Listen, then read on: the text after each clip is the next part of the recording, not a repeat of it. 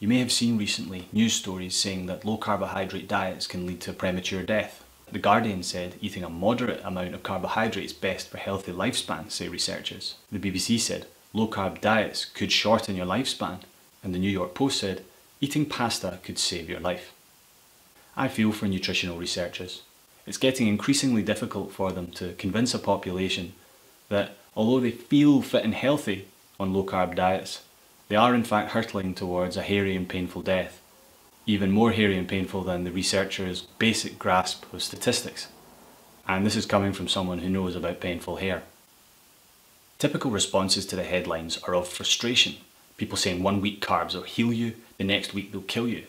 And I get that frustration. Statistics is a subject so boring to most people that up to 98% of them would rather watch paint dry. And that's how nutritional researchers keep getting away with it.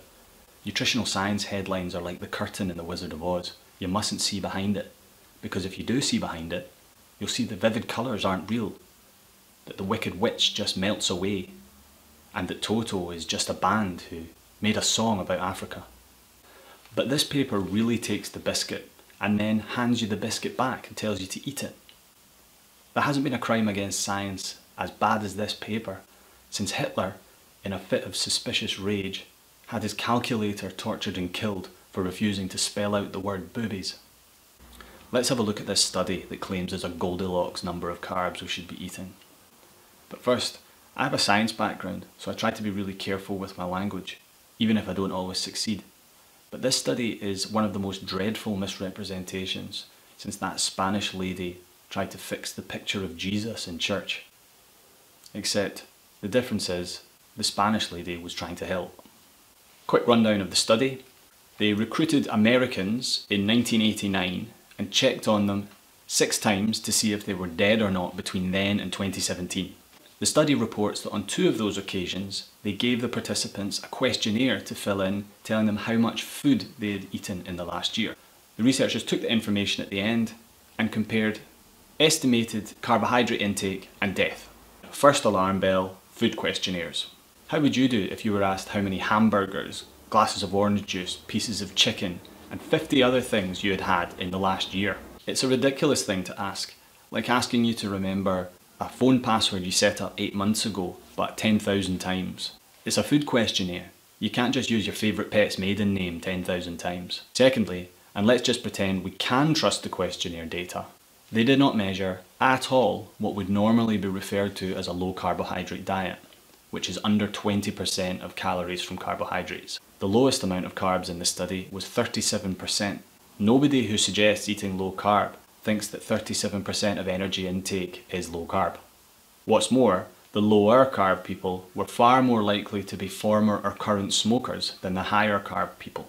Of the lower carb people, 68% were current or former smokers. Of the higher carb people, only 51% were. So was it the carbs that were bad for these people or the cigarettes? Thirdly, average energy intake was 1600 kilocalories per day, which is a starvation ration. Did they really eat like this for 25 years and survive?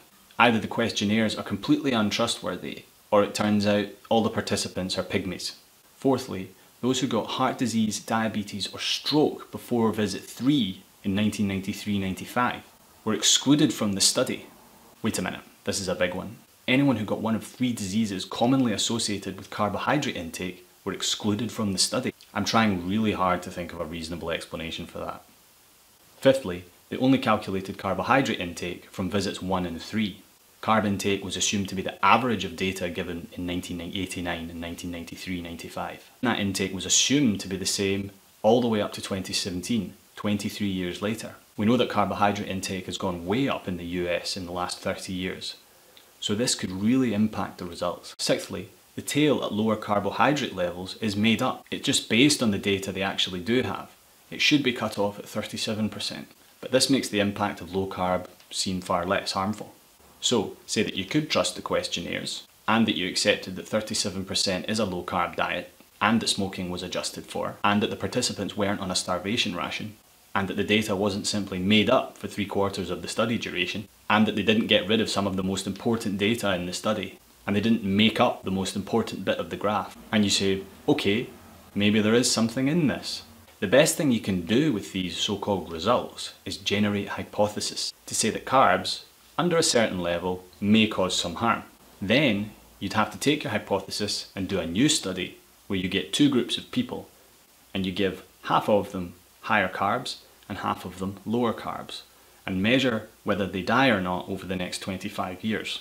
You could do that, but the researchers don't want to try. They simply say that a randomized controlled trial is not practical. So that's that then. We have, at the very best, a hypothesis, and even that is as tortured as Hitler's calculator. So please, if you do eat pasta, note that it's unlikely to save your life.